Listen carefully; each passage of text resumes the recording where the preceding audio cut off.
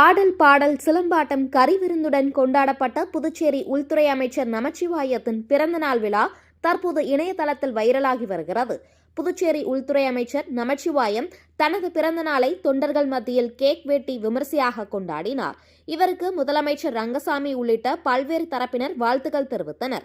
இந்த நிலையில் அவரது சொந்த தொகுதியான மண்ணாடிப்பட்டு தொகுதியில் பிஜேபி பிரமுகர் சீனிவாசா பெருமாள் ஏற்பாட்டின் பேரில் பிறந்தநாள் விழா நடைபெற்றது.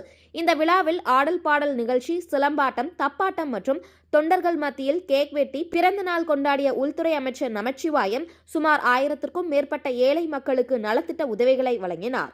தொடர்ந்து பிறந்தநாள் விழாவில் கலந்து கொண்ட கிராம மக்களுக்கு கறிவிருந்து அளித்தார். மேலும் அமைச்சரின் பிறந்தநாள் விழா ஆடல் பாடலுடன் கொண்டாடப்பட்டுள்ள நிகழ்வு தற்போது இணையதளத்தில் வைரலாகி வருகிறது.